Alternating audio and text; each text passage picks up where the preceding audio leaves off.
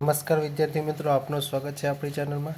આજે આપણે TYBSc semester 5 chemistry 301 organic chemistry છે એની અંદર યુનિટ 4B પ્યુરિન અને પેરિમિડિનની વાત કરતા હતા.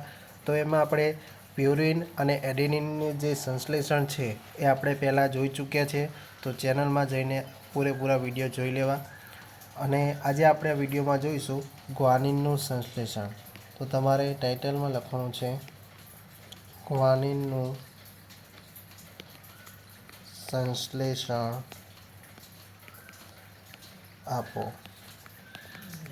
તો આપણે તમને પહેલાં જ કહી દીધેલું છે આગળના વિડીયોમાં જ કે તમારે પ્યુરિન, એડેનિન અને ગ્વાનિન એ યુરિક એસિડમાંથી જ તમારે તૈયાર કરવાનું રહેશે.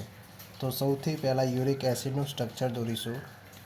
Carbon, carbon double bond oxygen, અહીંયા NH, carbon double bond oxygen, NH, carbon carbon double bond single bond, અહીંયા ઉપર NH, નીચે પણ NH રહેશે અને અહીંયા ડબલ બોન્ડ આ રીતે જોડાશે.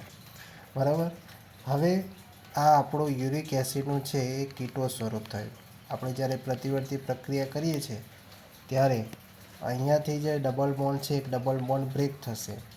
અહીંયા જે હાઇડ્રોજન છે અહીંયા પોતાના બંધ બનાવવા માટે પોતાની એક ભાગીદારી આપશે. એવી જ રીતે અહીંયા પણ આ રીતે પ્રક્રિયા થશે. બરાબર. તો આપણે લખીએ અહીંયા. તો અહીંયા COHમાં ફેરવાઈ જશે ડબલ બોન્ડમાંથી. અહીંયા સિંગલ બોન્ડ હતો ત્યાં ડબલ બોન્ડ બની જશે, નાઇટ્રોજન રહેશે. અહીંયા પણ COH, અહીંયા nitrogen, carbon carbon double bond, અહીંયા NH, અહીંયા N અને અહીંયા COH. બરાબર. કારણ કે અહીંયા હાઇડ્રોજન આ રીતે અહીંયા જતો રહ્યો. બરાબર. ડબલ બોન્ડમાં બધા પોતાની ભાગીદારી આપી અને અહીંયા આ બંધ તૂટી ગયો, આ રીતે બહાર વહેતો રહ્યો. બરાબર. તો અહીંયા નામકરણ આપીએ તો 1, 2, 3, 4, 5, 6, 7, 8. બીજા, છઠ્ઠા અને આઠમા સ્થાન પર OH સમૂહ છે. તો આજે આપણે વાત કરી તો આ ઇનોલ સ્વરૂપ છે. બરાબર. કોનું? યુરિક એસિડ માટે.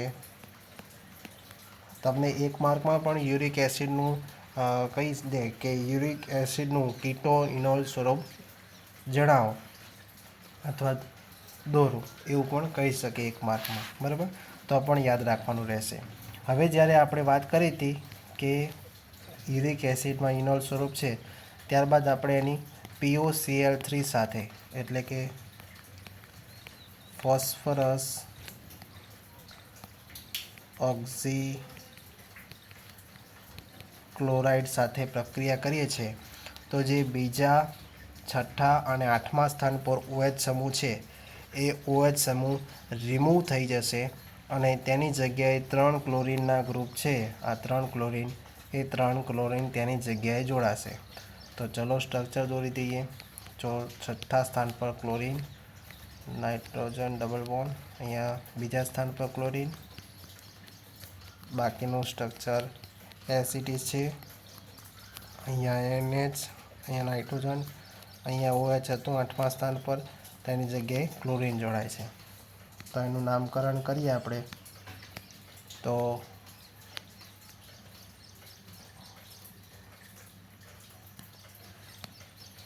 1, 2, 3, 4, 5, 6, 7, 8. તો આનું નામ શું થશે? 2, 6, 8 ટ્રાયક્લોરો પ્યુરિન. આટલા સુધી આપણે પ્યુરિન, એડેનિન અને ગ્વાનિનની અંદર આટલા સુધી કોમન તમને યાદ રાખવાનું કીધેલું છે. બરાબર. તો ફરીથી કહી દઉં છું કે પ્યુરિન, એડેનિન અને ગ્વાનિનમાં આટલા સુધી તમારે કોમન લખવાનું રહેશે. ત્યારબાદ હવે ગ્વાનિનમાં આગળ શું ફેરફાર થાય છે? તો ગ્વાનિનમાં તમે હવે અહીંયા જલીય KOH સાથે પ્રક્રિયા કરીએ છીએ. જલીય KOH એટલે કે K+ અને OH-. તો અહીંયા જે OH છે એ OH છે અહીંયાથી અટેક કરે છે અહીંયા ક્લોરીન ઉપર અને ક્લોરીન અહીંયાથી શું થઈ જાય છે, રિમૂવ થઈ જાય છે. બરાબર. તો અહીંયા લખીએ COH double bond N CCl as it is રહેશે, double bond N carbon carbon double bond NH નીચે નાઇટ્રોજન અને અહીંયા CCl. બરાબર. તો એનું નામકરણ કરીએ તો 1 2 3 4 5 6 7 અને 8. તો એ નામકરણ કરો તો છઠ્ઠા સ્થાન પર શું છે, હાઇડ્રોક્સી, તો 6 હાઇડ્રોક્સી. બીજા અને આઠમા સ્થાન પર ક્લોરીન છે તો 2,8 ડાયક્લોરો પ્યુરિન. બરાબર. તો જલીય KOH સાથે પ્રક્રિયા કરી તો આપણને શું મળ્યું, 6 હાઇડ્રોક્સી 2,8 ડાયક્લોરો પ્યુરિન. ત્યારબાદ આપણે એની પ્રક્રિયા છે એ જલીય એમોનિયા સાથે પ્રક્રિયા કરાવીએ છીએ. તો એમાંથી એક હાઇડ્રોજન આ રીતે અને એમિનો ગ્રુપ બહાર નીકળશે. તો હવે જ્યાં આપણે બીજા સ્થાન પર ક્લોરીન છે એ ક્લોરીન રિમૂવ થશે, કે એક ક્લોરીન રિમૂવ થશે, એની જગ્યાએ એમિનો ગ્રુપ આપણે દાખલ કરવાનું છે બીજા સ્થાન ઉપર. તો એનું સ્ટ્રક્ચર એઝ ઇટ ઇઝ બાકી મૂકી દેવાનું છે. COH ઉપરનું એઝ ઇટ ઇઝ રહેશે, ડબલ બોન્ડ N C અને અહીંયા શું થઈ જશે, એમિનો ગ્રુપ NH2. બરાબર. NH2 એમિનો ગ્રુપ રહેશે, ક્લોરીન દૂર થઈ ગયો એટલા માટે આપણે. બરાબર.